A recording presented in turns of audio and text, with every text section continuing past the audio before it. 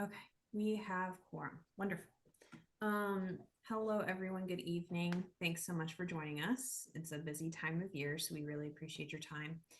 I will pull up the agenda and call this Citizens Advisory Committee meeting to order. Just a quick note for Valen. I don't know if you saw her email will be just a few minutes late, but she should be here. Oh yes, I saw. I replied. Perfect.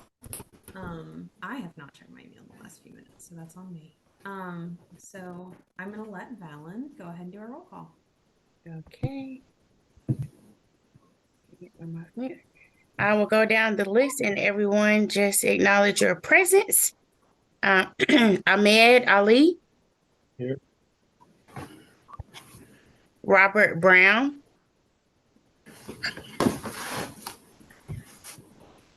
Alicia Curry.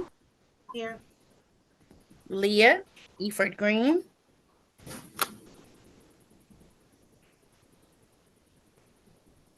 Rashaki Furness. Present. Alexa Hartenstein Hamill. Sherrod Johnson. Present. Amy will be joining us late. Brian Langloss. Present. Richard LeBennett. Seth Candle. Here. Matthew Montine. Present. And Rebeck. Okay. Thanks, everyone. Oh, there's Anne. She's just hopping on. Thanks. Hi, Anne. All right. And thank you to Valen for that. And thank you also, Valen, for sending out our minutes. At this time, are there any additions or changes that are required for the minutes? Okay, seeing none, I will take a motion to approve the October minutes. Motion. Oh, One. Let's do Ahmed with the motion. Then Sherrod, do you want a second? Perfect. Thank y'all. All right. So as always, we have some wonderful folks here from community development. Reginald, I'll hand it over to you to introduce everyone. Oh, you're muted. I'm on mute. Hope everybody's doing well, and hope you had a beautiful and joyous Thanksgiving holiday. Today, for this meeting, I have two different presentations or sharings. One is just an update on our down payment assistance program from Dr. Michael Pullum, who's the neighborhood stabilization team lead. And we look forward to hearing him and give an update on the down payment assistance program. And then the next agenda item is more of a roundtable discussion that'll be facilitated by Bridget Stevens, who's our contracts and compliance manager, as well as myself. And Maggie will join in, as well as Dr. Pullum also. But it'll be a discussion where we will focus on what do you all see as our needs in Durham, what should be our priorities. We're actually going to have the first needs public hearing for federal programs, federal funding later next month. I think it's December the 18th. But we want to give you all the opportunity to have some discussions and sharings here with this session today. And Bridget is going to share a brief PowerPoint to give you some updates. And I think Colin Davis is also here from our homeless team to share, and you've met Colin before. And so those are the two things that we'll focus on for this meeting. And with that, I'll start with Dr. Pullum in the down payment assistance program. Dr. Pullum. Thank you, Mr. Johnson, and good evening to everyone. Hope you're doing well. I appreciate the opportunity to take a few minutes to update you on the City of Durham's down payment assistance or DPA program. Like most cities, we've been at this for a little while. For us, it's been a couple of years.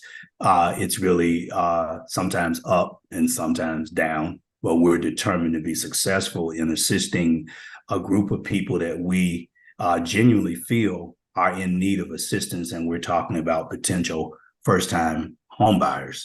The market is really rough right now. As you know, CNN keeps us well aware of what's going on in our local media. Times are just tight. To the best that we devise a program, it seems the very next day it's already outdated and we have to go back to the drawing board to try to find a way to be successful. But we're determined that we're going to be successful. I have a lot that I could say, but I want to be mindful of the time. So I'm going to try to summarize this update on the down payment assistance program for the city of Durham. I want to start out by saying that the actual relaunch of the program took place in July of this year. It was at that time in July that we determined we had about $5.7 million available for down payment assistance and closing costs. And our job wasn't to provide the funding, but to find eligible home buyers who could utilize this $5.7 million. For the relaunch, the major criteria was very simple. One, we would provide up to $80,000 in down payment assistance and closing costs to eligible home buyers. Two, we would provide the funds as a 0% 15-year forgivable loan. In other words, the home buyer will not repay the funds. It is on a 15-year forgivable plan.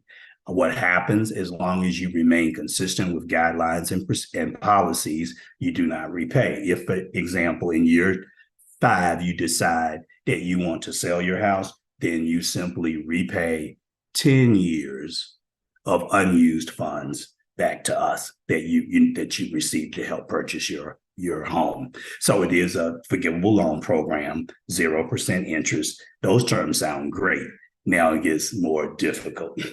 In addition to providing the funds, the home buyer has to locate a home that can be purchased in the price range. And right now, I want to go ahead and say that the average prices change almost daily. We're seeing average prices in Durham now are starting at $375 and moving into the lower 400s. And that is almost unheard of, but it is really true. Those are not luxury homes. Please understand, there's nothing luxurious about those homes. Those are just the average home prices in Durham at this time. So to be eligible, you have to be at under the relaunch, you had to be at 80% or less the area median income. And just for example, for a single person or household size of one, it was $56,650. For two people, that's $64,750. Maybe two parents and a child, $72,850. And for a family of 4, it would be $80,900. The applicant must not have owned a home in Durham within the past 3 years, and the applicant must use the home as their primary residence. Those are the basic requirements of our program. So we said, okay, this sounds good. We're ready to go. Well, not so fast. We really weren't ready to go because the market told us we weren't ready to go. We ran into some issues and we had to go back to the drawing board and decide, okay, what can we do to ensure success of the City of Durham's down payment assistance program? So as a remedy to try to help, we decided that we would pull in a group of what I call day-to-day practitioners in the market. These are our lenders, our mortgage loan officers, our banks. We wanted to know, what do you see every day? What do you see the problems being? Take a look at our guidelines and our program policies and let us know, what do you think we could do to increase the possibility of home ownership for our residents? And so here in October, just recently, October 26th, after meeting with a group of lenders and lenders, we actually presented revised DPA program policy and underwriting guidelines. That's October 26, 2023. And in those guideline revisions, here are the following things that were revised. One, subsidy layering. With our program, in order to purchase a home, is almost it's almost destined that layering will need to take place. And by that, what we're talking about is using different types of funding sources. You would have your first mortgage loan. You then might receive funding from the state, $15,000, another $50,000 allocation from an agency, and then finally the city up to $80,000 from us. That is how people, qualified people, are in position to actually purchase one of those $375,000 to $400,000 homes, right? It takes all that and probably some more to be successful in order for the first-time homebuyers to purchase a home in Durham. So with that, in our revised DPA policies that were issued in October, we needed to increase the actual subsidy layering amount.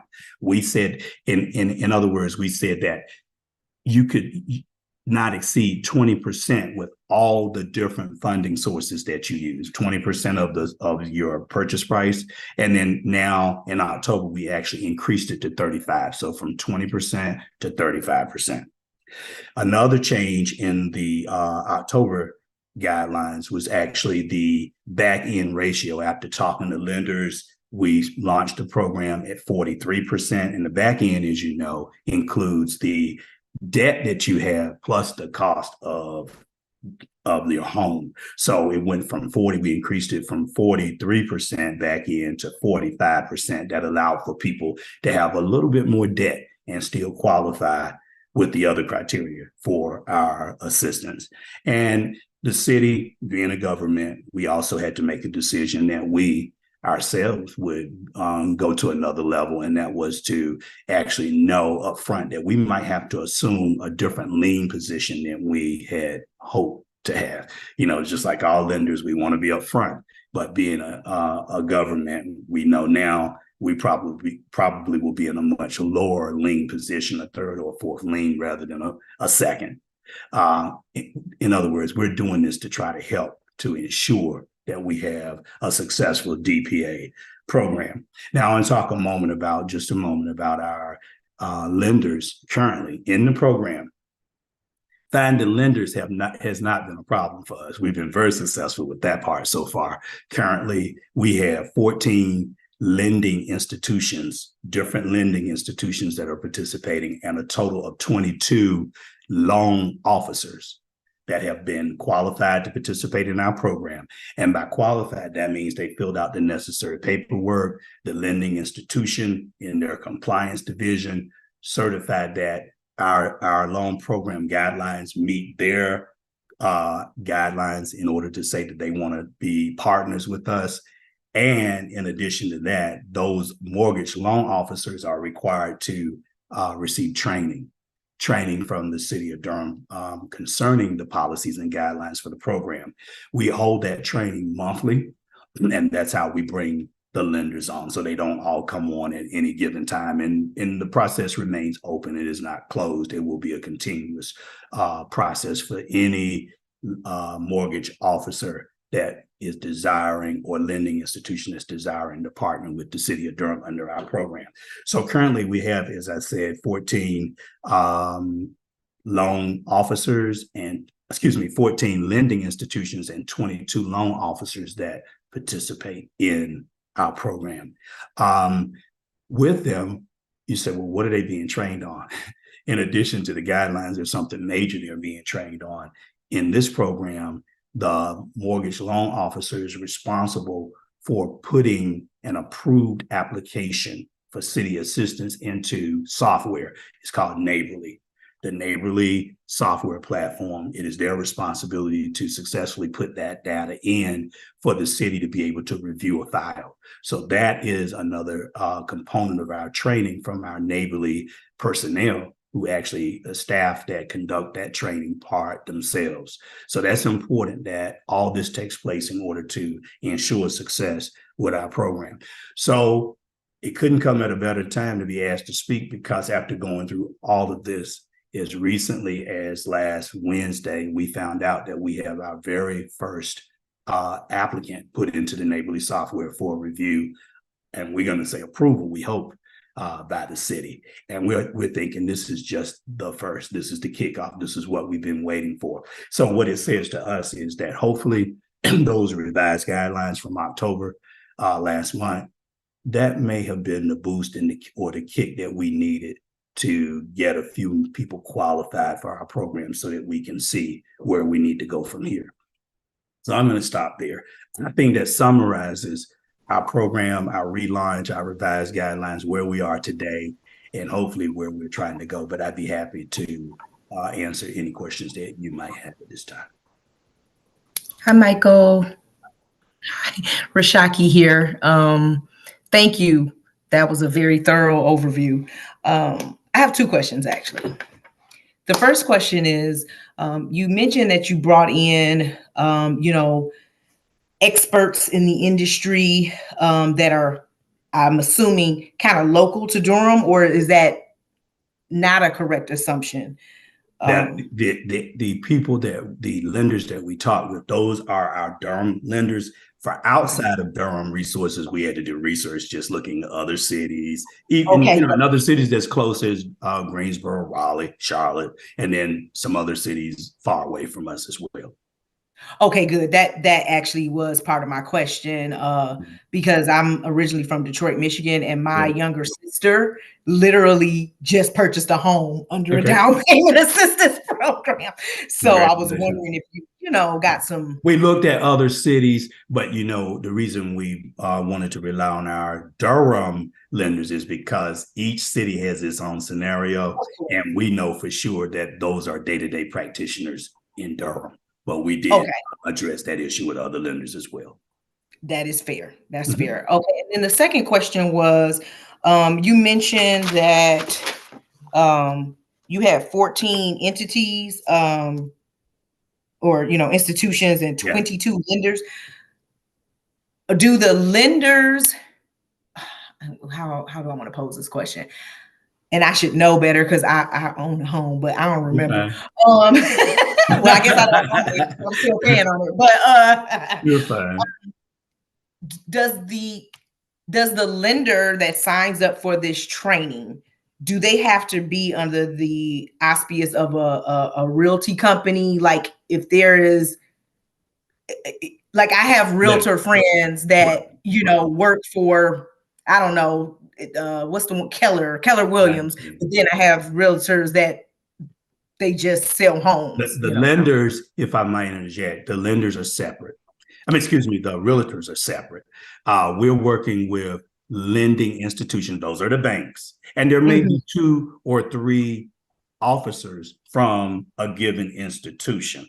Gotcha. So just say, i.e., Bank of America, maybe there are 2 people there or 3 officers that have been certified and trained to participate in our city DPA program. The realtors know that that's a different market, and they are free to provide services to any home buyers. We do not specify who realtors should be. So the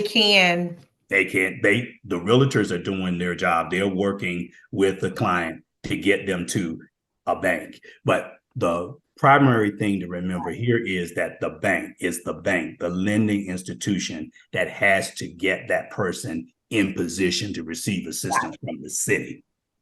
And a good realtor is going to help with that as well. Right. Okay.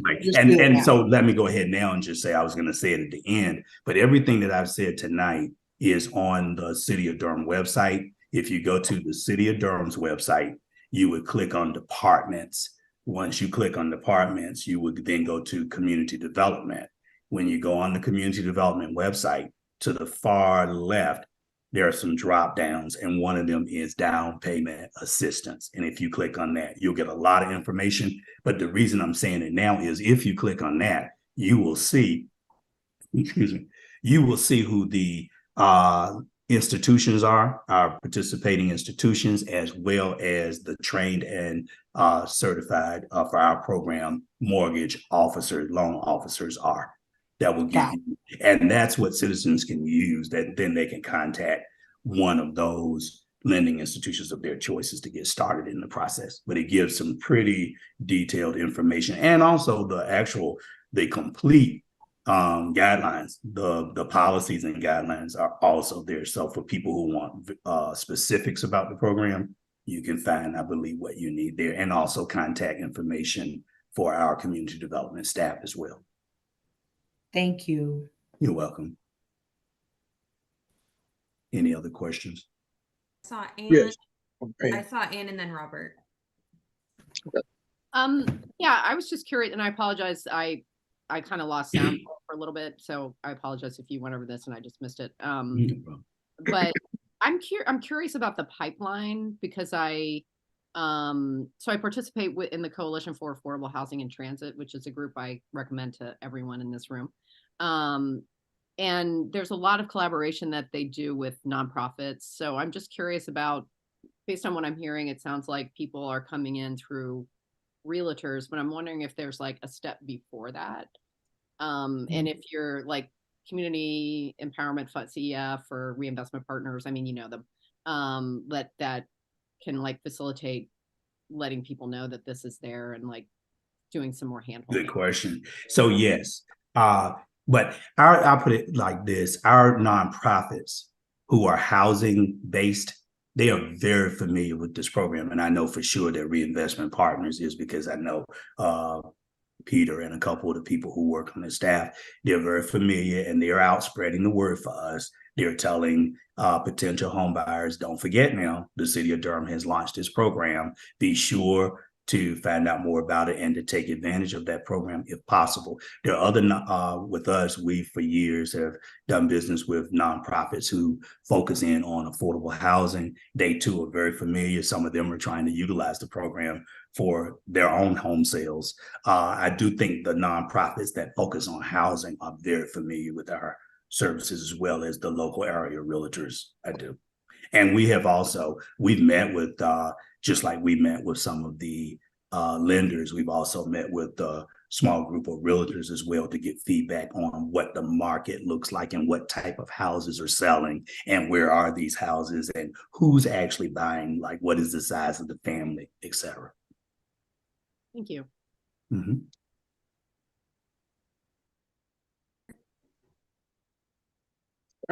Leah, is that okay? Yeah. Oh, okay. yeah. Sorry. Did you not hear me? Yeah, go ahead.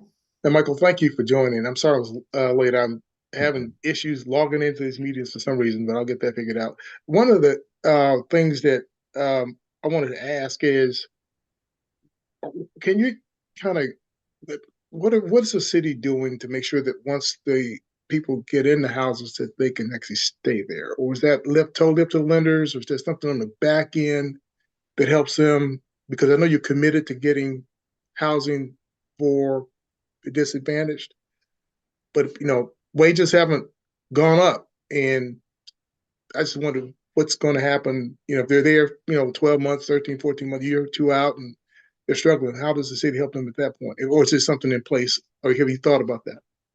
Well, that's a couple answers there. One, we're depending on our lenders, and that's why our guidelines are strict enough to try to help focus lenders and home buyers on that subject, to understand what type of house, how much house, what type of mortgage payment will be suitable and not put you in a very awkward position in time to come. Now, we can't always predict the market. Things change. Sometimes I feel like, there's hardly anyone left that doesn't need, some assistance in today's market. But we're hoping, we really are trying to ensure that our lenders are doing a good job using our guidelines. And that's, for sometimes we probably are criticized a little because we're not as flexible as others think we should be, but there is a reason for that. And that reason is to help stay balanced, to keep people out of dangerous situations. We could, of course, increase our back end ratios and take those up. Some suggested 50% or more. Somebody said 55. Well, all we'd be doing in that situation is creating, as you say, a soon to be problem, because that person then is going to bring a lot of debt and is going to buy a house that's way too big, and the mortgage payment is going to be too much. And very soon they're going to run into a situation. So we are depending on that. Now, right, currently for us in our department, we have some rental, assistance for renters at this point. But for us, this is our contribution to home ownership, providing funding to help get you in the house. We really don't have a program after you're in the house. Okay. So we're trying to do good screening and good qualifying to keep people out of danger up front. Now, what happens, you can never predict. You know, it could be me or you at any point that something unexpected happens. But we don't ever want to think that a closing took place where a home buyer was already in jeopardy before. Right. As reevaluations occur, they're coming in a few years. You know, I wondered just that was the driver for the question. And again, you know, for us, I would say in our department, we're always, you know, we're trying to be proactive. We're trying to be creative. We're looking at all times at different areas of community development that we can be of assistance. And as we look at local trends and national trends, we sort of see what's happening. And that has helped us to shape many of the programs that we have right now because of changes and having to adapt to a change. So if we find out that once people are becoming homeowners and then they're still in jeopardy of losing their homes due to legitimate reasons, then perhaps there may be some more research that we need to do to see what we can do to help. But right now, we're relying on our lenders to ensure that a qualified applicant is not teetering so closely on the line that within a few months or even the first year, they're going to be in danger of losing their. Because prices, we all know prices have gone up in the past 4 years. They've almost doubled. Yeah. Absolutely. So thank you. And Dr. Pullen, I'm going to jump in because one of the things that is important to know, and we have basically a $20-something million portfolio of loans that we have. Of course, it was some of them were made before COVID, but one of the things that was particular with us was our delinquency rate and default rate were both lower than average, even though we had a higher than average risk for the borrowers that we have are higher than average. And so I would just point that that's been our past history. We think because of the work that we do, we're going to keep that. But I just wanted to point that out. Thank you, Dr. Pullen. Thank you. And Sherrard, looks like you have a question. Yes, Dr. Pullen, thanks for joining us, sir. Really appreciate it. Just had a quick question. I know since the launch or the relaunch in July, you said you had 5.7 million to allocate towards this. And so I guess my question is, since July or up to date, and you might not be able to answer this right now, but I am very interested to know how many applicants have actually applied for the funding? Sure, that's a good question. So for us, understand that in our relaunch, this is when we decided that our City of Durham Department of Community Development would take over the administration of the down payment assistance program. And for us to do it, we didn't mean that our staff is going to do it, but we then had to find a way to get it done. And that meant using this neighborly software. So for us, that's why we're so excited now to know that after all those months of work, we finally have now devised some guidelines that the lenders appear to be able to use to qualify people. And we have our first applicant in the pipeline for approval at this time. So none of the funds, those 5.7 mil that I talked about for down payment assistance, that those funds have not been touched at this point. Okay. And the only reason I asked is because I was just paying attention really heavily to like the city council race that just happened, right? And one of the candidates that ran, one of her concerns was that she couldn't afford to live in Durham. And so my thought is, or my question is, do people really know about this funding? And if not, how can we make sure that they're aware and know about it? And what can we do as a board or committee to make sure that this information is trickled down to the residents or even the people that are considering moving to Durham? I will speak just a moment on what our department is, where we're moving to. We're moving to now that we've sort of stabilize the guidelines, we're moving to marketing, as you're saying, marketing approaches, working with our communications department of the city and city manager's office to find ways to promote this program, commercials, etc. There are some innovative ways that people who are very skilled with the city, they know what to do. They've met with our director, Mr. Johnson, myself, and some others to try to strategize on what's the best way to professionally market this program to ensure that we get a bigger audience listening and viewing that would find out about the program. Of course, the city, our website, is always a way for receiving information. Our department website are the specifics, and our city manager's office has taken some extra steps to ensure that even a group of city employees are very aware that would fit into qualifications, are very aware that this program exists, and is encouraging people to utilize this program as they are out looking for their first home and talking to various lenders. So that's from the city's perspective. Okay. And just for confirmation, it's the last thing I'm gonna say. Yeah. This application is open right now. Right this moment.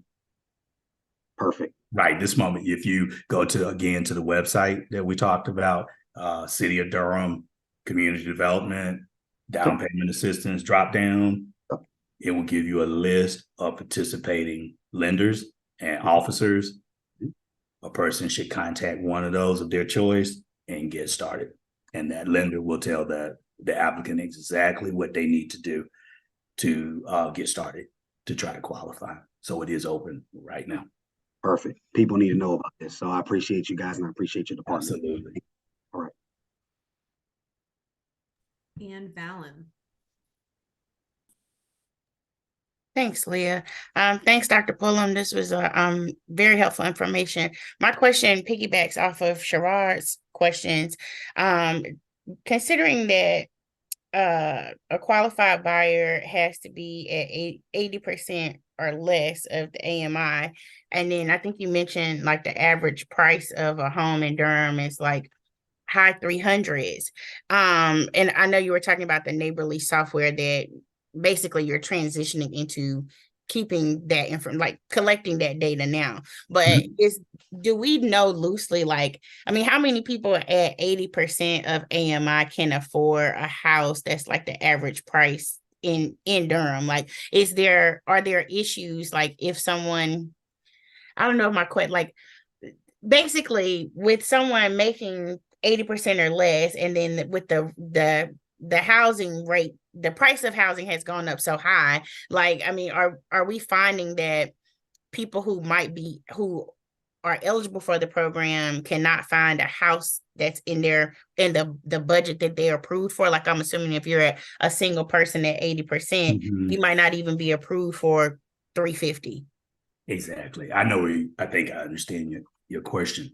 For us, again, remember, we don't have a lot of history on this because we're just now becoming successful with the program. But I do know what you mean. Yes, the 80% is the income qualification. But again, as I began to mention earlier, that has nothing to do with the existing inventory in the city. So you may qualify with your income, but then after qualifying, the lender and the realtors have to work to get you and yourself to get you to a unit that you can actually purchase. And as we know, Durham is really no different than most cities in this country now. It is very, very hard to find affordable housing units that are on the market. But we can say the proof is there at least one time because of the applicant that we currently have in the pipeline. That person has been able to find a home in the right price range based on the income qualification.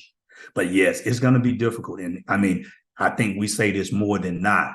We don't want anybody to be deceived by this. We think our program is really good and it will be of great assistance, but it will not be easy. When I say that, you cannot just walk out and find house upon house upon house that you will qualify based on this income criteria.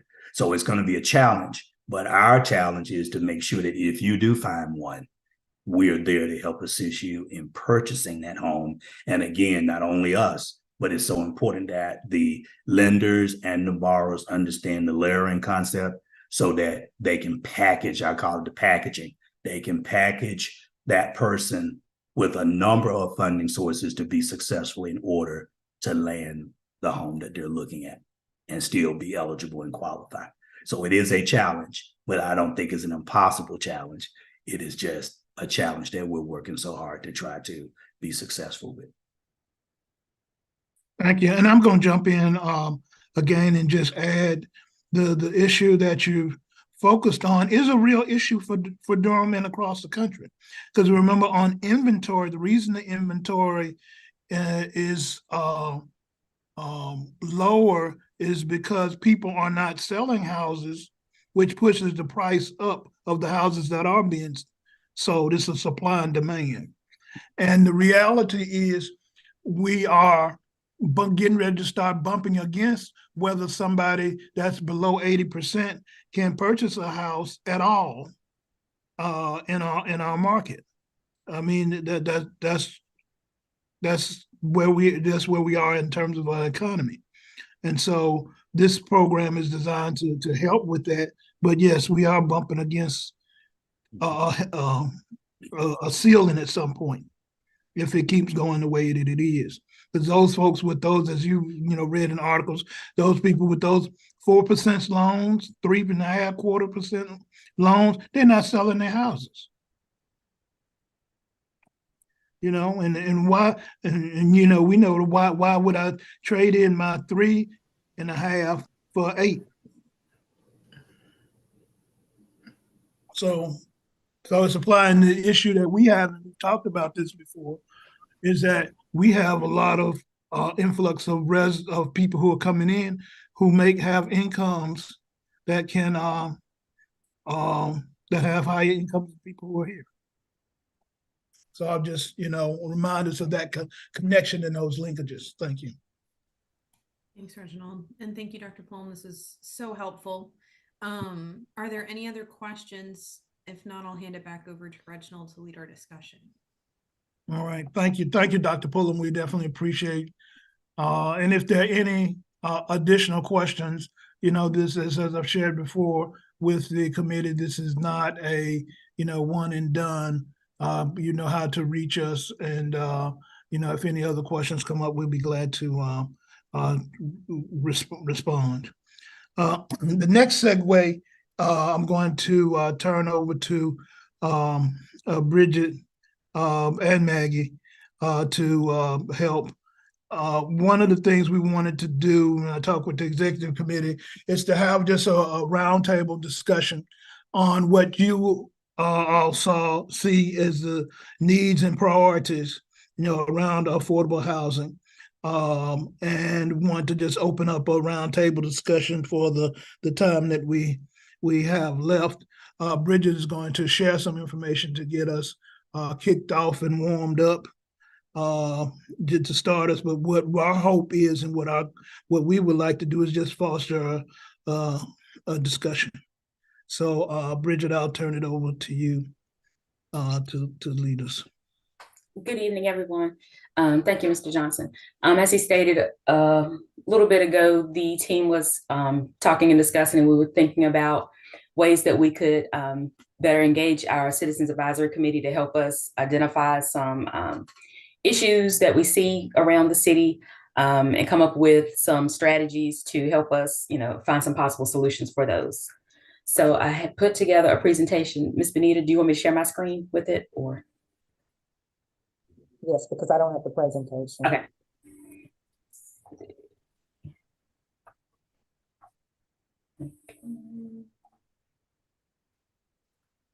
Okay, can you all see that? Yes, we can.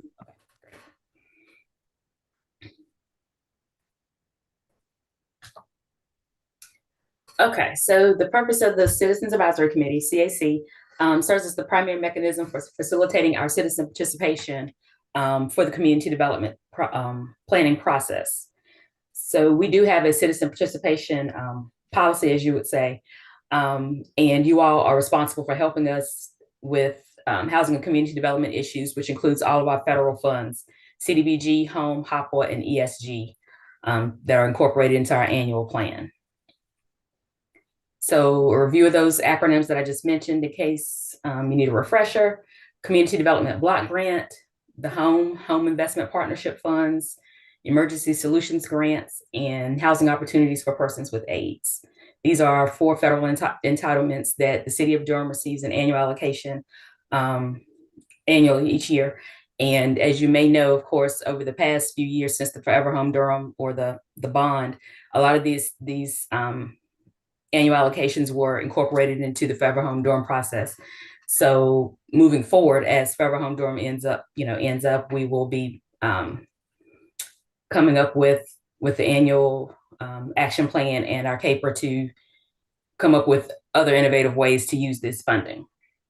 And so part of the input process for the Citizens Advisory Committee is that you all would help review and comment on our consolidated plan, the annual action plan, and any amendments, and also the CAPER. So I'll let Maggie speak to the planning process and what that entails.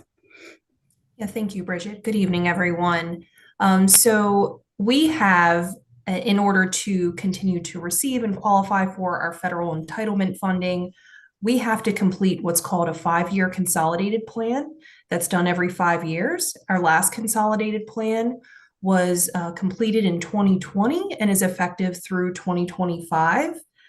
Within that plan, we discuss overarching goals. So what we intend to do with these funding sources over that 5-year period. And then annually, we have to plan that is and talks about what types of projects we'll be funding with those entitlement grants. And as stated, that's done annually. Our citizen participation process is nested within these 2 planning documents. So right now, as Reginald has stated, or Mr. Johnson has stated, we are about to go through our first public needs hearing. So that's part 1 of our citizen participation process for our fiscal year 2024-2025 annual action plan. So that's an opportunity for the public, citizens of Durham, stakeholders, to comment on what the needs are here in the city. And that will occur on December 18th during the city council meeting. Then from there, we'll take that feedback from that public needs hearing, also some of the feedback provided during the committee meetings, and we will be generating our annual action plan, so saying what we're going to do with our funding.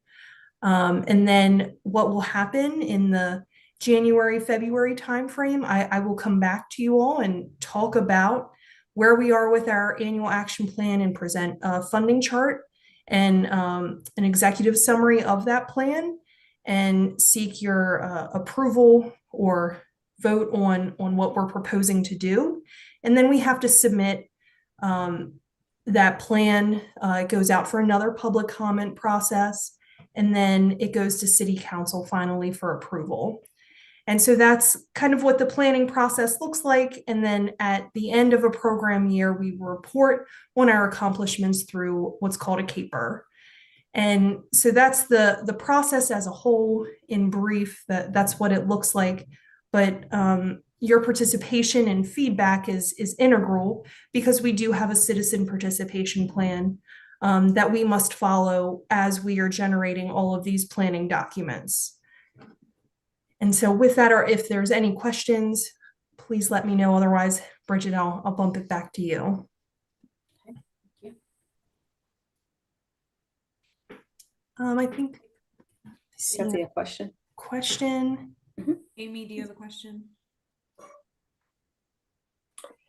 Yeah, and I actually, this might come up later on in a later agenda item for this meeting, but I had sent an email about this last week, so it's actually top of mind for me, because as we're thinking through the Community Development Week, one of the things that task force was interested in seeing is on what projects have we spent the CDBG dollars in the past, however many years, and like what are some success stories.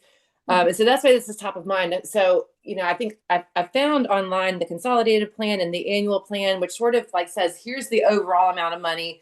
And then like, here's some subcategories that we intend to spend the money on. But you don't see the projects themselves. Like, what do we actually spend these dollars on? And I don't know, to me, that would be like helpful information. And it doesn't even have to be necessarily a list, but just, you know, like, what's the flavor of the projects? As we think about like, you know, like, where would we spend home dollars versus CDBG dollars, you know, like, oh no, it's a better fit for this program or whatever. So I'm wondering if that's available somewhere to see the types of projects that have been funded. Yeah, absolutely. So within our annual action plan, there is a funding chart. It is for all the projects that we're anticipating on funding, and that is broken down by funding source and what we expect the beneficiaries or accomplishments will be. So that's featured in each annual action plan. Then the CAPER, which is our end of year report, summarizes what actually happened. And there is quantitative and qualitative data that supports that. So it lists if, you know, we're working with a subrecipient, how many households did they assist with like a rehabilitation activity, for example. So those things are reported. So what you should be able to see is the consolidated plan is, you know, bigger buckets, projects, that's 5-year long-term. Annual action plan, so what are we going to do that year? How have we broken down our funding entitlements into individual projects? And then in the CAPER, the activities that we fund within those projects. So our projects are a little broad. That is intentional, so we can have an array of activities that could fall under them. But you should be able to see from the annual action plan, then moving into the CAPER, what has been funded and then what actually occurred and how the funding was spent. And so there are some charts that are a bit easier to reference, and I can make sure as well to follow up with that information in greater detail, like which charts to specifically look at in each of those planning documents. Is there a table of contents that you could share with us or just send each of us so we can have it, and maybe in our executive committee meeting, take a look at the table of contents, pick out what we want to view so that we are engaged on the front end and just not, you know, catching things as they've already happened? So as far as how the plans are set up, that is a HUD prescribed template. There's not necessarily a table of contents associated with them. And that's just because these planning documents, they're generated from a web-based system. I get that, but I'm asking specifically about your work. I mean, in the work that that the city's doing, is there something there? I'm sure there's some tracking document or next a spreadsheet or something of that regard. In that regard.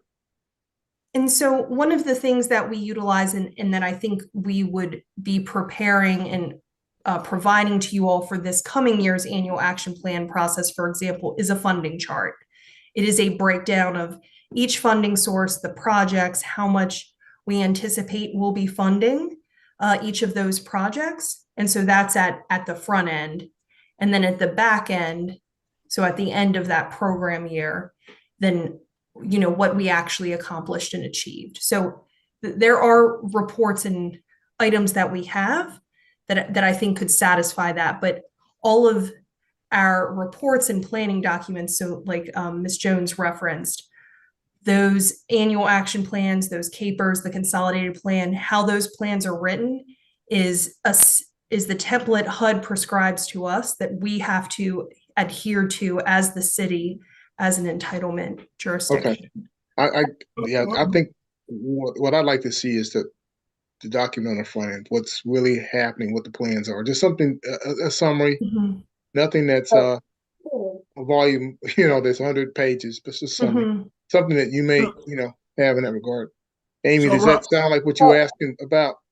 Kind of. And I'm looking on the community development webpage right now, and this might be helpful to you. So when you go there, and I just hadn't scrolled down far enough to be honest with you, there's a section called HUD annual funding documents. And in there, it's like the annual action plan, the 5-year consolidated plan, you know, going back to like 2015.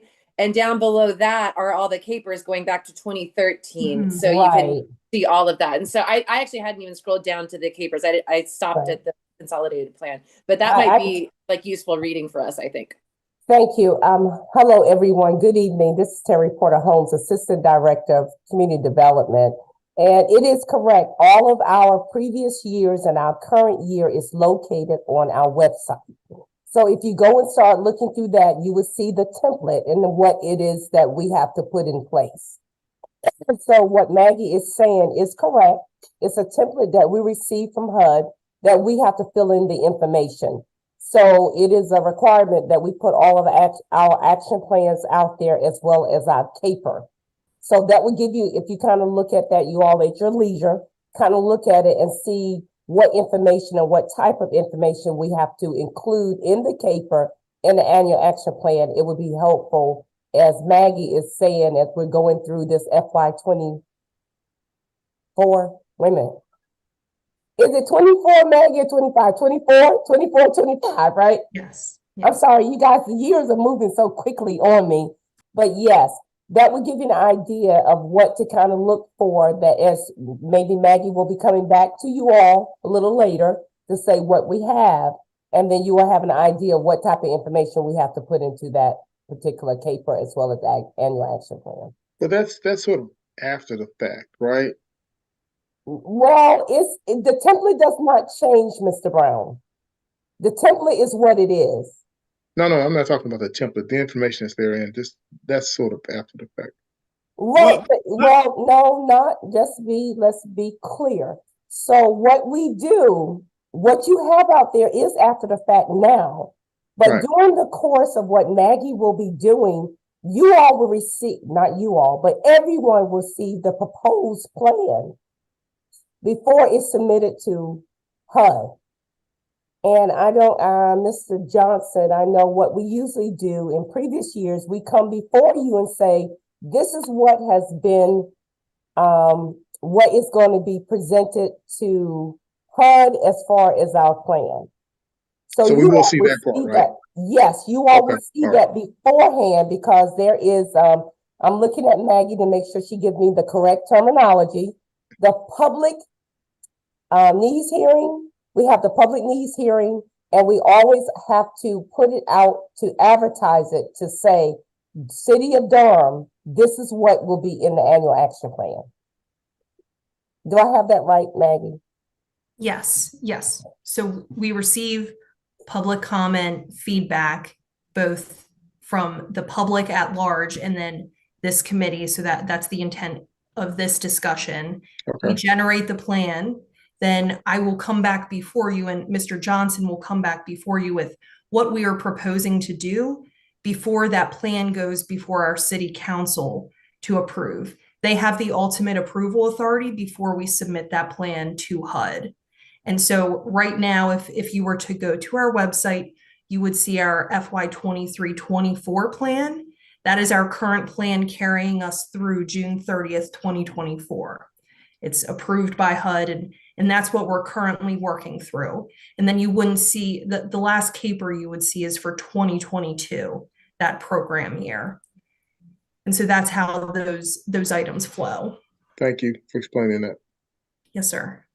I just want to say this, Maggie, I just want to make sure that, and you might have already said this about the where we are right now. We're going through the first public needs hearing, right? So we're going through that process now. So Mr. Brown, you will now be able for the citizens and everyone to say, hey, this is what our needs are in the community. So that's the public needs hearing process. So as Ms. Carnegie has said, she's starting with the beginning process. So what you're seeing now is the after fact, but now we're starting a new process. So you will see the whole process going forward.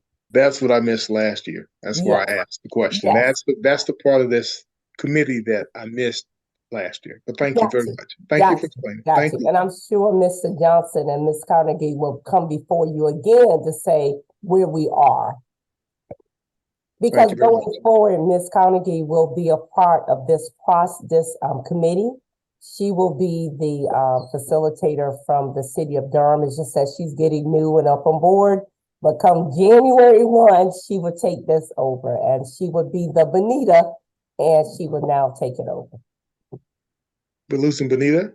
I'm sure Benita is happy about that. Benita's got a lot going on, bless her. Thanks y'all for explaining that. Just a quick pub, please. I would highly recommend, not that you have to read all 95 pages of it, but I would highly recommend skimming the annual action plan. I will also put in a pub for our CSU retreat in May. You will take out just the charts and actually go over the projects themselves. And you'll notice that there's a lot of really detailed information, including who the money is going to and the timeline of the project. So when it comes time again to do input, some of those dollars are already allocated, right? So I think that that's just an important caveat to that process. And yes, it's dense. We know it's HUD. Everything HUD related is dense. Reginald brought the books of all of the HUD regulations to our CAC retreat last year, and it was pretty wild. So yeah, thank you, Maggie, Terry, and all for explaining that. I know that Maggie, are you hoping / Bridget, are you hoping to get some kind of needs related conversation going now, I assume? Yes.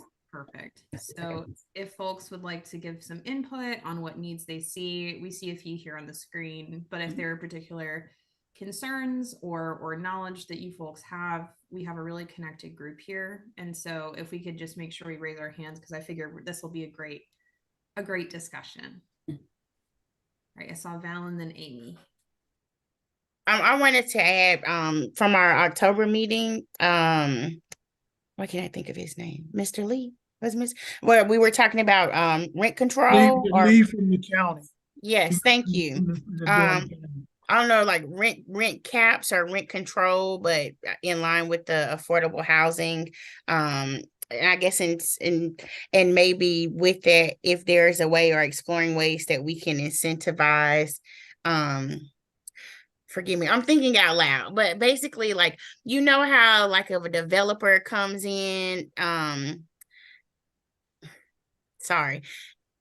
basically, like, you know, we have like these guidelines and we have AMI and all this kind of stuff, but like the trickle down, like, I guess the heart of what I'm saying is there a way to fundamentally support the people who like the local Durham residents? I feel like Durham is changing so swiftly to accommodate the new people.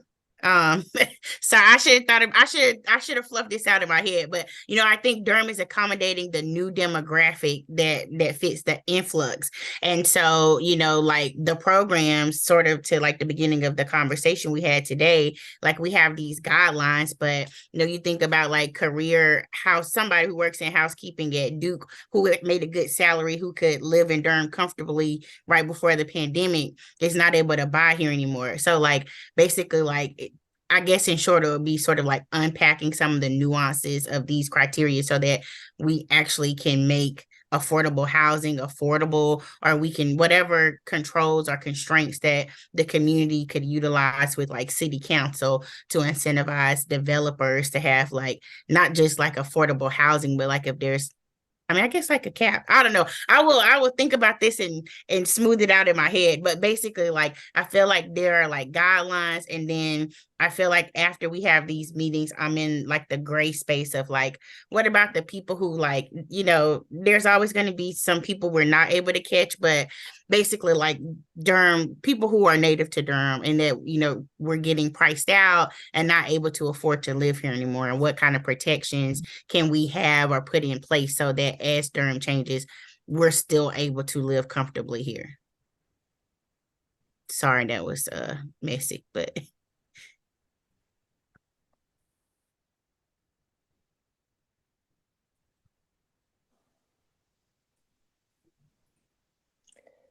I actually have a question, a clarifying question. What will you explain what you mean by lack of landlord participation?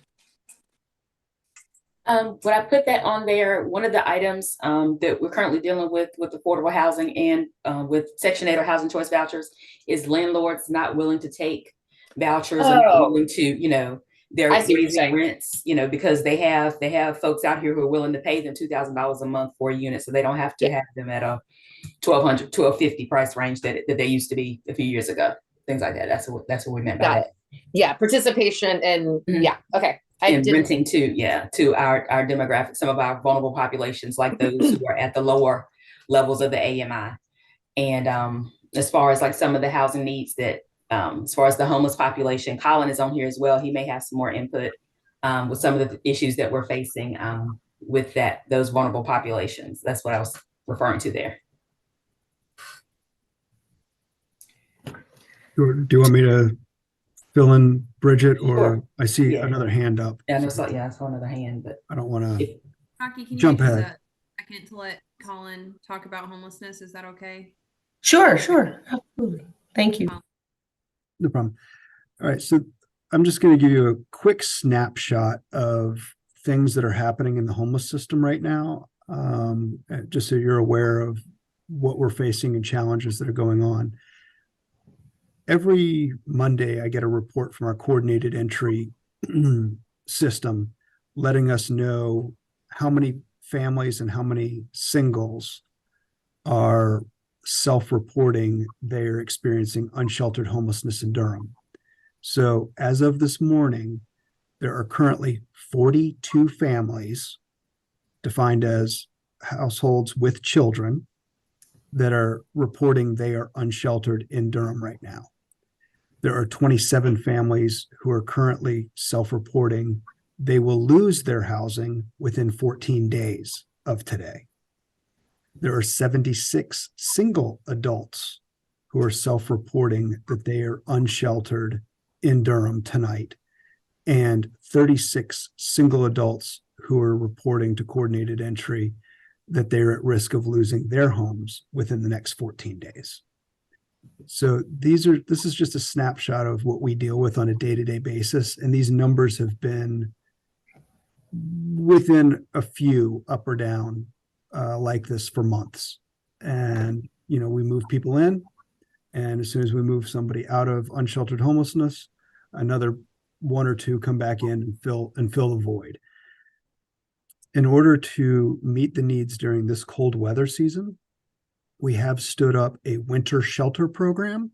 That winter shelter program is more or less a hybrid of a shelter and white flag, as we were unable to secure a congregate space for the duration of the cold weather season. So we have 10 motel rooms, with 6 of those motel rooms are targeted specifically for high-risk families. High-risk families have the youngest of children, as younger children are more susceptible to cold outdoors than older children. Not that we want any children to be unsheltered at all during the winter months, but when you've got 6 rooms, you got to figure out who's most at risk of an adverse outcome being out in that weather. So 6 rooms for families and 4 rooms double occupancy for adults. Those rooms are open for the entire cold weather season. And as people come in, they're able to stay. It's really basically an extension of our emergency shelter system. So the first group in are kind of there on a week-to-week basis. And as long as they're working towards trying to get into permanent housing, or a shelter bed becomes available for them at a longer-term shelter, they'll move to the longer-term shelter bed, freeing up the short-term for the next person who needs a space for that. We have also stood up, with Families Moving Forward, 3 additional overflow slots that they use in their common rooms for 3 families. Those 3 overflow spaces for families are available after hours, meaning after 5 p.m. So coordinated entry can refer people, the HEART team, or other first responders who run into families who are unsheltered after hours are able to call Families Moving Forward to find out if any of those 3 slots are still available. I will let you know, as of a couple hours ago, 1 of the 3 is still available tonight for families at Families Moving Forward. Urban Ministries has agreed to stand up 10 overflow beds, 6 for men, 4 for women, on nights that are below 32. So that's the Families Moving Forward overflow, and the urban ministries only kick in on nights when it's below 32 or below, or 35 if there's going to be precipitation at night. And we will bring those folks in after hours to those slots. So one of the other things that we're finding more of recently in the homeless system, and this is not necessarily all about homelessness. This is because not everybody in these encampment areas are experiencing unsheltered homelessness. Sometimes it's just a place people like to hang out. Durham One Call has been getting a larger number of people calling in about encampments than we have in a while. And when I first started in Durham in 2019, most of the encampments that were being brought to our attention were on city-owned property.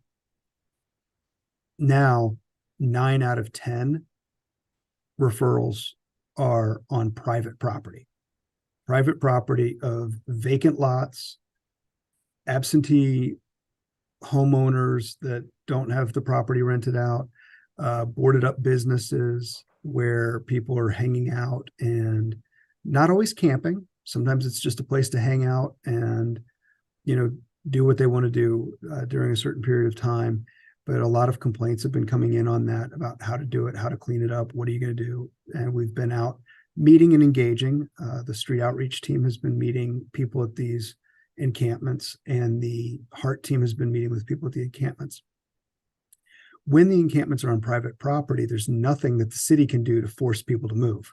It's that landowner's responsibility to set up no trespassing, to fence it, and to ensure codes are, all the municipal codes are followed.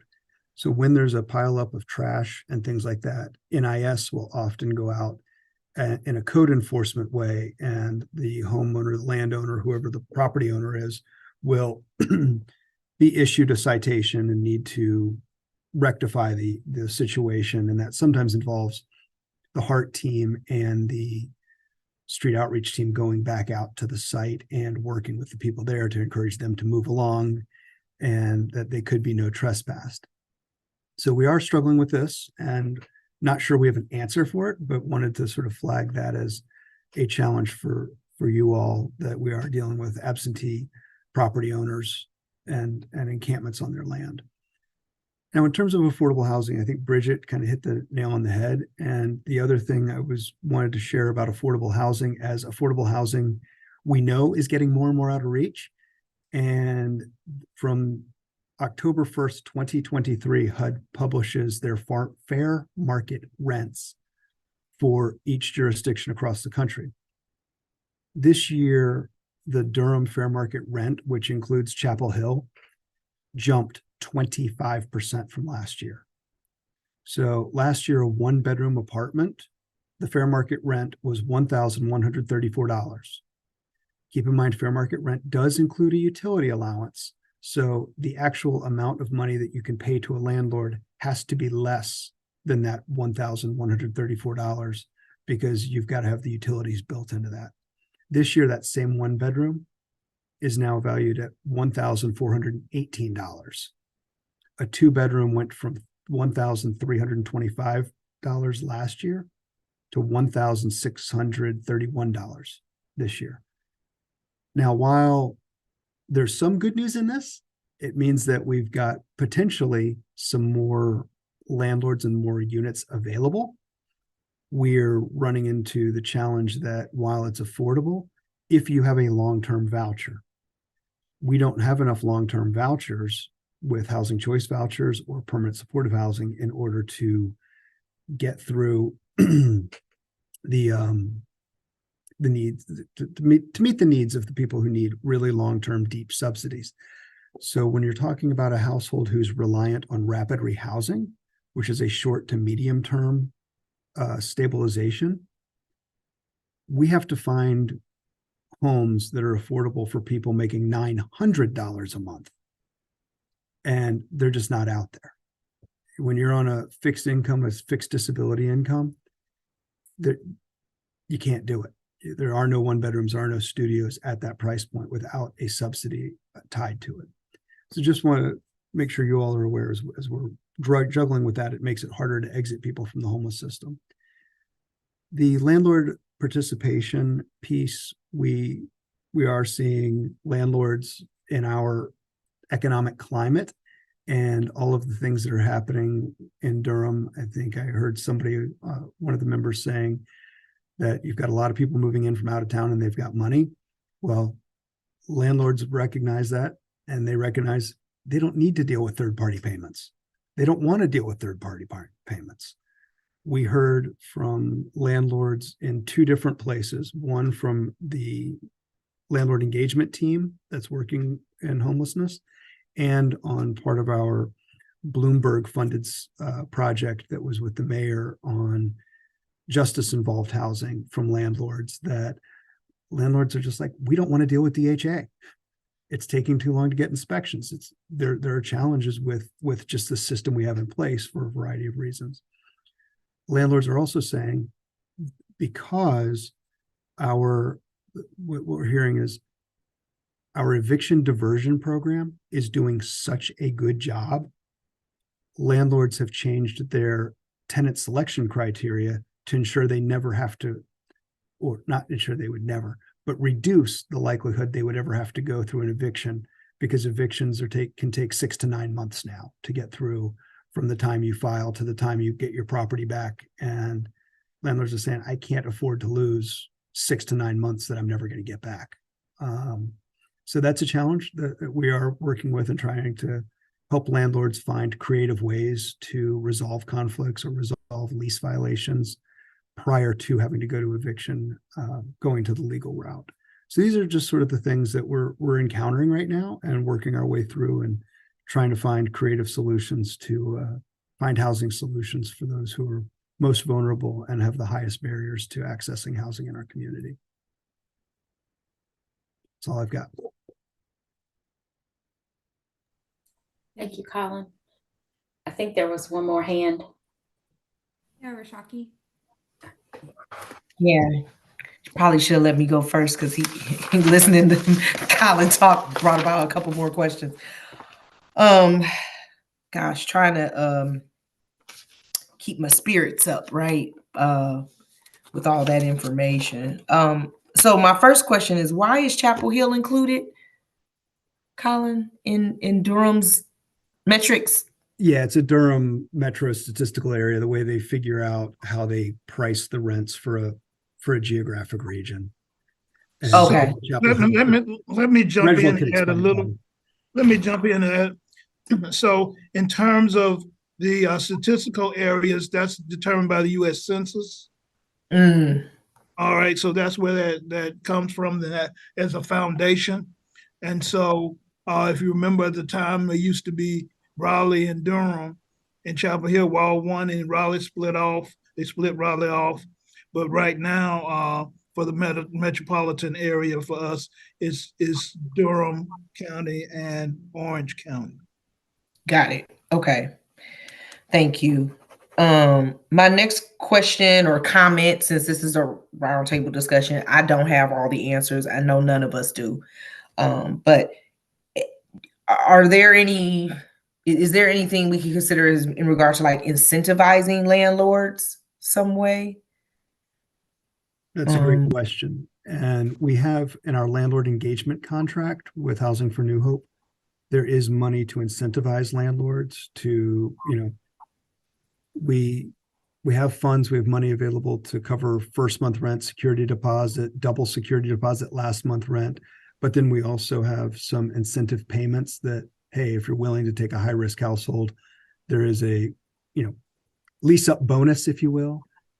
We've also explored trying to make sure that there's some money available if a tenant that is placed through our system damages a unit, and that those damages exceed the value or the amount of money in the security deposit, the landlord could file and ask for assistance to get additional money for repairs. The trade-off is, if we put money into those repairs, the landlord has to agree to rent to another person exiting homelessness. We don't want to go make repairs and then And have then the they- landlord flip the unit to market rate and end up, what did we get out of it? Nothing. Right. So we don't want to be putting capital improvements into something that isn't going to benefit the target population. Good, good. Okay, thank So you. let me jump in, Rashaki.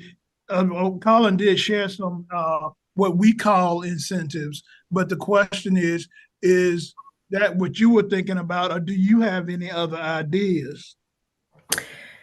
Not right now, but And this goes for everybody, and you might not have them right now, but remember that this is an open conversation. And so when you go put on your thinking caps tonight and you come up with something, it's not too late. And so that's the reason but I just wanted to make sure and ensure that we weren't giving you all the ideas and you not have any of your own. You may have some. So thank you. thank you. Okay, and my last question, comment, I think they might go a little hand in hand. We may not have the housing right now, but to your point of some of these abandoned businesses or personal property, that got me to thinking about the land that is still available here in Durham that has not been developed yet. I don't know legally what the city of Durham or HUD is able. I don't know if those are fine lines being crossed, but has there been any consideration to the city being the financee to provide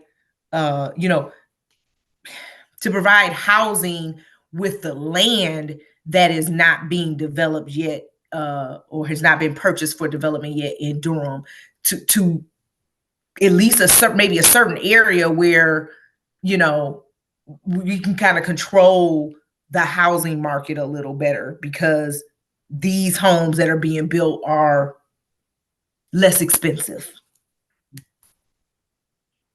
I would say that that's a thought. You might be onto something.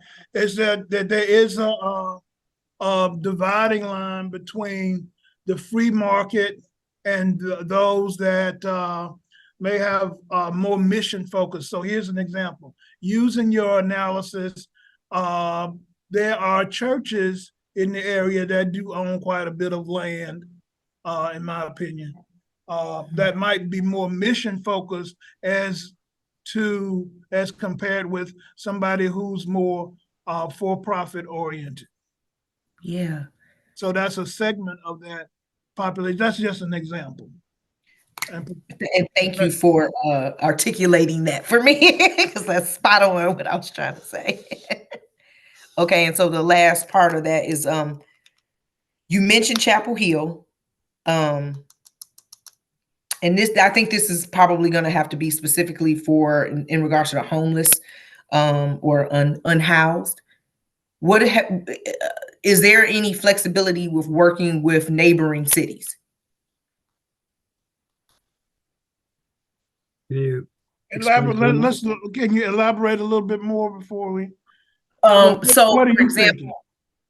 So I'm thinking, for example, Colin listed, like, we have the 10 hotel rooms, the 4 rooms double occupancy. What about a neighboring city that is not as populated, that we could get these people to, at least for the winter, where they may have more availability and more mission focused folks that are willing to provide shelter for the unhoused, at least on a temporary basis, and they're not kind of overpopulated like Durham, but they're buffering enough or close enough to where we could get the unhoused there. So it's a great question. And when you look at neighboring jurisdictions, we do have, there is a small percentage of people who migrate to Durham while they're homeless for resources in Durham. It's not a huge percentage. I don't remember the exact number off the top of my head. We were trying to figure it out the other day. And one of the challenges you have of trying to use other jurisdictions is people, when they're here, don't want to leave Durham. So we may have housing opportunities for you in person in Mebane. You may have housing options in Chatham. You may have housing options here, there, and everywhere, but well, I don't want to go there. And then it's, well, is there a bus that goes there? And where's my support network? And my friends and my family and my doctors are all here. So it's a great idea. And operationally, it becomes a challenge. We have, during COVID, we did have a little bit more interjurisdictional partnering when Orange County ran into some problems with their COVID motel. So they ended up renting rooms at the same motel we were using for a variety of issues. And we sort of worked together to make sure we kept folks straight and going where they were supposed to be going and on the right lists, so that we weren't having people trying to get on a permanent housing list in Durham and in Chapel Hill at the same time. Because then we had one person in two places, and it's who comes up first. But by the same token, where does that person want to ultimately live? Thank you. Understood.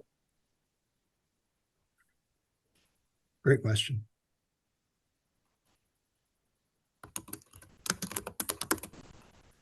I think I see another hand. Amy. Amy. Yeah. I don't know. My mic's weird or something. I feel like we're crossing lines with people. Yeah, when Rashaki was asking that last question, I was like, for the folks who live in Durham, like, they know where to go for all their resources. You can walk across the street here for a hot meal and stuff like that. So I would imagine that a lot of them would be hesitant to leave. But kind of like in the spirit of just thinking about things from a different angle, when the question was asked about incentivizing landlords, I thought that was an interesting, like, maybe this is an area where, we can have some creative solutions. And Colin was saying, like, here are the incentives that exist already. And they were all financial, which is what you would expect, right? But I'm just wondering if there is any kind of incentive that would be enticing to a landlord that's a non-financial incentive. And have you guys considered that? And like, what might that look like? I'm not talking to landlords every day, but you are. So I don't know. That was just sort of a, again, spirit of brainstorming. It struck me when you were addressing those incentives.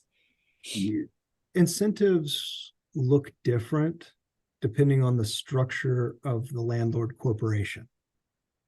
So if you're a local landlord, things might look really attractive to you that a big conglomerate out of New York City on, 7th Avenue really doesn't care about $1,000 bonus. It's like, whatever, that's a rounding error on an hourly paycheck for the stuff in that type of corporate world. And as more and more local landlords are exiting the rental market and selling to big conglomerates, the big conglomerates have more of a standardized operating procedure where everything just sort of goes through a computer and says approved or not approved. And the local person may say, yeah, I would really like to work with you. But then it goes to the regional person. The regional person says, yeah, it sounds pretty good. Then it goes up to the statewide person, like, yeah, we can't do that because we get into fair housing issues if we accept this, but didn't accept it for everybody else. Then it becomes that. And then the lawyers and the insurance companies get sort of put a kibosh on it. So it's challenging as the market is selling to some of the bigger conglomerates. And that is the trend we're seeing, that the pace of local landlords selling to conglomerates is going up. It seems to have. It may be slowing down a little bit now, but definitely during the pandemic, a lot of the local long-term folks that where homeless service providers were often finding safe and secure places for people to live. A lot of those were being sold during the pandemic because, you're getting made ridiculous offer on a property, and you don't have to deal with an eviction moratorium. I mean, you can't fault a local landlord for saying, sure, I'll take $5 million on this piece of property that's worth 2.5, and I'm out of here and don't have to work another day in my life. You can't fault somebody for that. But the new landlord coming in is sort of saying, okay, well, we're going to take this and we just paid $5 million. We got to get our return on investment. And we're going to stop taking vouchers because we don't have to. It's not part of our mission. And we're going to go in and rehab. And instead of charging $800 a month, we're going to take it to $2,400 a month after we put in granite countertops, new carpet, and luxury vinyl planking and some paint.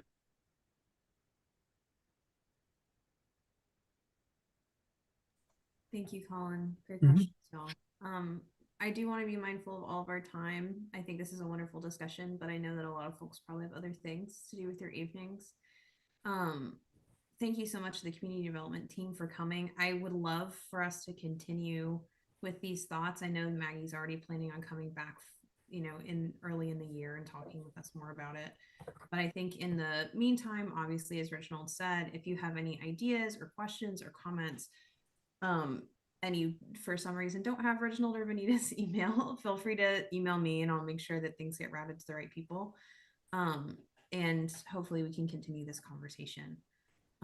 But there are a couple quick, and we may bump one thing from the agenda unless we can do it quickly. But there's a couple of board discussion items that I would love to go over if that's all right. But Reginald, is there anything else that you want to say before that agenda? No, that. Thank you, Madam Chair. No, there's nothing that I want to say. I appreciate the discussion. Know that it's an ongoing discussion, and I appreciate the ideas that have been provided thus far. Wonderful. Thank you. Thanks y'all so much. I know spending your evenings with us it's a gift. We really appreciate everyone's time. So 2 quick things. One, I know that our subcommittee met earlier this month, so thank you all for your additional volunteer time you're putting in outside of our monthly meetings. Is there anything quick y'all would like to share with the group? It's also fine. I know it was your first meeting, so there's no pressure if you don't want to do that. But I just wanted to give the subcommittee some floor time.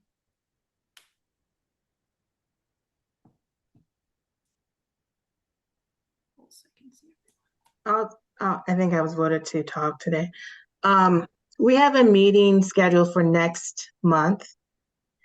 We came up with some ideas. We're kind of just researching and gathering some information, like what is this National Community Development Week and how can we celebrate it? So as Amy noted, she has reached out to Mr. Johnson, looking for maybe some CDBG projects that were funded that we can celebrate or bring knowledge to the community. Like, right, we know how these monies are spent, or at least what they're supposed to be spent on, but really promoting it in the community is what we want to do. Maybe have a resource fair, maybe have some type of event, celebrate. So we're still talking, we're still researching, and hopefully in January we'll have some more ideas.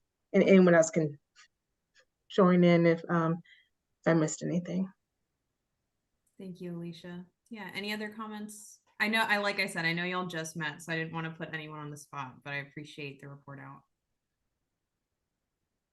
All right. Well, the other is a quick board business. So reminder, the Durham volunteer appreciation event from the city towards all of its members of boards and commissions is on December 18th. That is also when our CAC meeting would have been moved to. And also historically, we don't have a December meeting. However, we need to decide on that as a committee. So if there's any discussion about wanting to have that meeting, we can have it. But if not, then I'll take a motion to cancel the December meeting.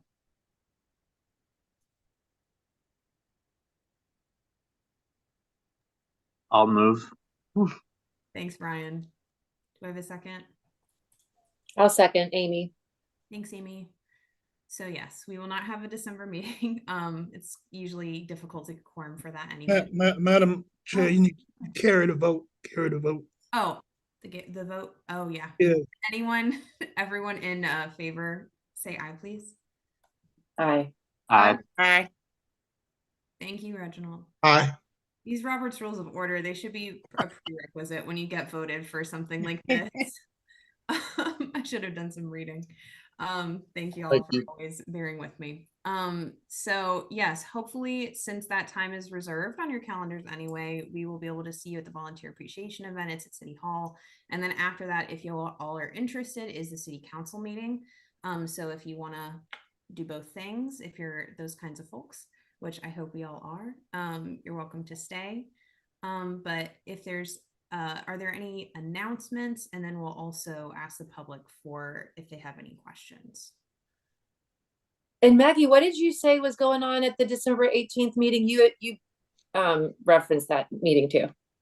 So yes, that is the first public needs hearing for our fiscal year 2024-2025 annual action plan. So that's really the kickoff for our annual action plan planning process for the coming fiscal year. So we, as Terry or Miss Porter Holmes had stated, we will be advertising that through various means of communication that public needs hearing is occurring. Yes, and I thank you, Maggie. And I do want to remind you all that Maggie Carnegie is our planning and performance manager, and she will be taking over facilitating this meeting.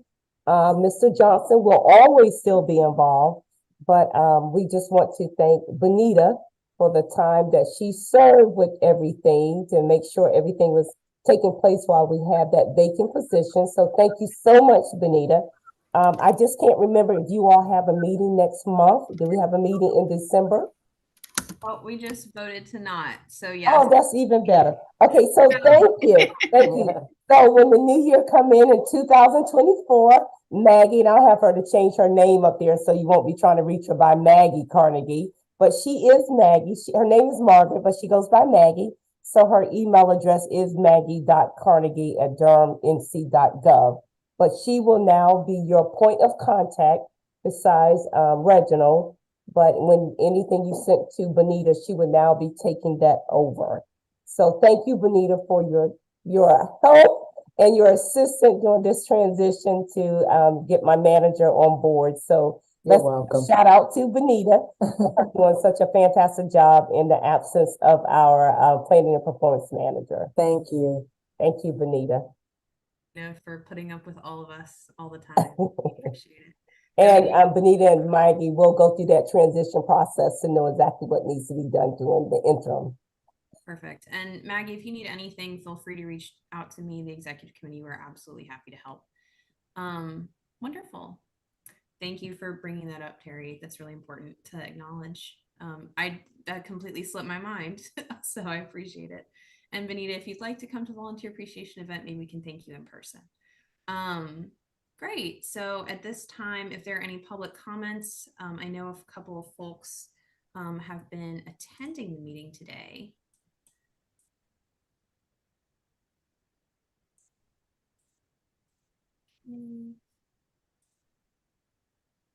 So there are no public comments. Any other announcements from Reginald or others? No announcements from me. All right. Well, thank you all so much for joining us. I know the holidays are a really busy time. And at this time, we don't have to do, I know this because Seth taught me, we do not have to do a motion to end the meeting.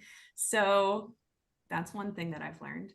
But thank you all so much. I really hope to see you in December. Please let me know if there's any questions you all have. And Valen will send out just a quick reminder because we did have some folks that hopped off early. So I want to make sure that folks don't try to join this Zoom next month. But if there's any questions, please just reply to that or email me. But thank you all so much. Have a wonderful night. Thank you. Thank you. Bye-bye. Bye-bye. Happy holidays. Goodbye. Have a great night. Bye-bye.